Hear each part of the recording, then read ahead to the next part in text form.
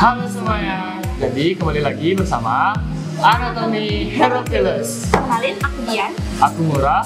Aku Ayu. Jadi pada kesempatan kali ini kita akan menjelaskan terkait anatomi dari sistem nervosum pada Truncus encephalii, lalu cerebellum, dan nervus cranialis. Selamat menyaksikan. Kita lihat pada struktur truncus encephalii akan terdapat struktur yang kita sebut sebagai pons. Pada bagian pons akan terdapat guratan-guratan seperti ini yang kita dapat sebut sebagai fibrae transversae pontis. Lalu di tengahnya akan ada suatu cekungan yang membelahnya menjadi dua bagian yang kita sebut sebagai sulcus medianus anterior. Jika berbicara tentang anterior, pasti akan ada yang namanya posterior. Nah, di mana sih posteriornya? Jika kita balik, kita akan melihat sulcus medianus posterior yang dimana pasangan daripada yang anterior. Tidak hanya itu saja, lanjut ke bagian bawahnya, kita akan melihat suatu struktur pada bagian medula oblongata yang kita bisa sebut sebagai piramis, yang dimana kita sudah pelajari sebelumnya bahwa pada tractus corticospinalis akan ada fase di mana dia akan melakukan persilangan. Nah, pada bagian inilah dia akan melakukan persilangan yang kita sebut sebagai bagian piramis. Dan ini juga piramis. Lalu pada bagian sampingnya ada bagian yang sedikit menonjol, kita sebut sebagai olive. Jadi selanjutnya di sini aku akan menjelaskan mengenai truncus encephalii pada bagian posteriornya. Yang pertama di sini ada tonjolan-tonjolan. Ini tonjolannya sebenarnya dia berjumlah 4 ya teman-teman. Nah, struktur dari tonjolan yang berjumlah 4 ini dinamakan corpora quadrigemina. Nah, yang pertama di sini yang paling atas ini adalah colliculus superior atau cranialis. Nah, colliculus superior ini dia itu berperan dalam integrasi visual. Kemudian yang di bawahnya ini adalah colliculus inferior yang berperan dalam integrasi dari audio atau pendengaran. Nah, selanjutnya kita lanjut ke bagian bawah. Di sini ada struktur yang tipis ini, dan juga yang ini itu dinamakan velum medullare superior. Nah, kalau misalkan ada superior, pasti kan ada inferiornya ya teman-teman. Nah, yang ini velum medullare superior dan yang di bawah ini merupakan velum medullare inferior. Nah, fungsi dari velum ini ya adalah itu untuk membatasi suatu area yang ini. Nah, area ini yang berbentuk romboid ini itu dinamakan fossa rhomboidea. Nah, di fossa rhomboidea ini di dalam itu kembali ada struktur-struktur. Yang paling atas ini dinamakan eminentia medialis, yang ini, tonjolan yang ini. Kalau ditunjuknya ini nanti dijawabnya eminentia medialis. Kemudian lanjut ke bagian bawahnya yang tonjolan kedua ini.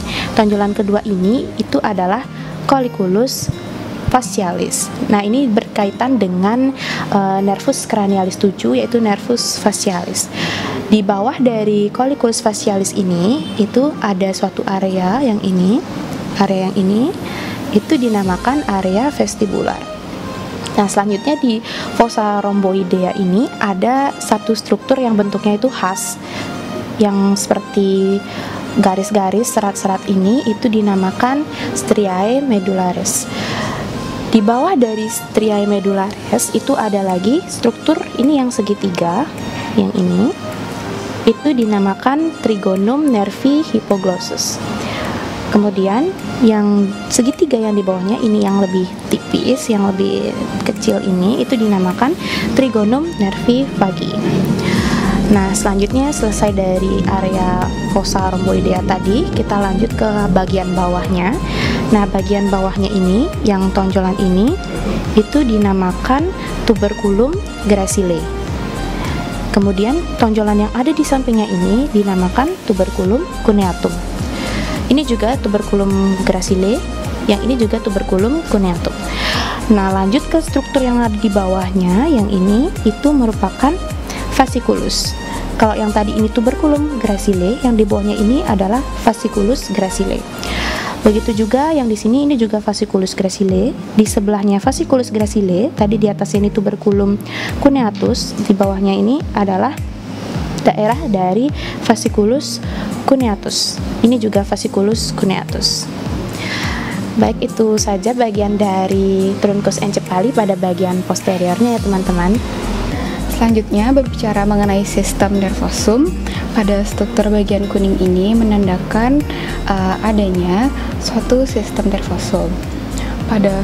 Contohnya pada struktur di sebelah sini itu dinamakan tractus olfactorius. Di ujung dari tractus olfactorius ini terdapat suatu struktur yang bulat, itu dinamakan bulbus olfactorius. Pada bulbus olfactorius itu terdapat nervus cranialis 1 atau yang biasa kita kenal nervus cranialis olfactorius. Lalu selanjutnya pada bagian kuning di sebelah sini itu dinamakan tractus opticus. Di ujung dari tractus opticus itu terdapat nervus cranialis 2, di mana nervus cranialis 2 itu nervus cranialis opticus. Dan adapun struktur yang menandakan suatu persilangan yaitu chiasma opticum. Selanjutnya pada sistem nervosum juga terdapat di truncus encepali, di mana pada bagian ini itu dinamakan nervus cranialis 3 atau nervus oculomotor. Lalu pada bagian posterior itu terdapat nervus cranialis 4 atau nervus cranialis cochlear. Lalu pada nervus cranialis 5 ini dia menembus pons, di mana yang kita kenal yaitu nervus cranialis trigeminal. Pada nervus cranialis trigeminal ini terdapat radix motorik dan juga radix sensorik. Lalu pada nervus cranialis 6 atau yang kita kenal nervus cranialis abducens itu berjalan di antara pons dan juga medula oblongata. Lalu nervus cranialis ke-7 atau yang kita kenal nervus cranialis facialis dan juga nervus cranialis 8 di bagian sini itu yang kita kenal nervus cranialis vestibulo-cochlear. Lalu ada nervus cranialis 9 itu nervus cranialis nasopharyngeal. Pada struktur ini sebenarnya terdapat dua nervus cranialis yang dimana terdapat hampir seluruhnya merupakan nervus cranialis 10 atau nervus cranialis vagus, dan pada ujung struktur ini merupakan nervus cranialis 11 atau kita sebut sebagai nervus cranialis accessoria. Lanjutan dari nervus cranialis 11 ada pada struktur ini. Full seluruhnya dari struktur ini merupakan nervus cranialis 11 yang kita sebut sebagai nervus cranialis accessoria. Jadi nervus cranialis vagus, ujungnya nervus cranialis accessoria, dan dilanjut pada bagian ini struktur dari nervus cranialis accessoria. Dan jika kita lihat kepada bagian anterior akan terlihat struktur seperti ini yang dimana merupakan nervus cranialis 12 yang kita bisa sebut sebagai nervus cranialis hypoglossus. Oke, jadi pertama-tama jika kita buka bagian ini, kita lepas cerebellum dan truncus encepalinya, kita akan melihat suatu struktur yang menghubungkan antara truncus encepalinya dengan dari cerebri itu sendiri. Pada bagian ini kita sebut sebagai penduculus cerebri yang terdiri atas 3 struktur. Yang pertama disebut sebagai crus cerebri yang menyerupai setengah lingkaran. Lalu pembatasnya kita sebut sebagai substantia nigra, dan bagian segitiga yang seperti ini kita sebut sebagai tegmentum. Lalu sisanya kita sebut sebagai apa? Sisanya kita akan sebut sebagai bagian tectum yang nantinya akan terhubung ke colliculus bagian belakang. Lalu selain struktur tersebut, jika kita perhatikan lagi akan ada suatu struktur pada bagian atas ini yang kita sebut sebagai vermis superior, dan pada bagian bawah akan ada suatu struktur yang menyambung dari kanan hingga ke kiri kita sebut sebagai floculonodularis. Jadi floculonodularis itu akan menyambung dari bagian kanan lalu hingga ke bagian kiri. Lalu selain itu di tengah kita akan melihat suatu struktur yang kita sebut sebagai nodulo, dan bagian bawahnya kita sebut sebagai uvula.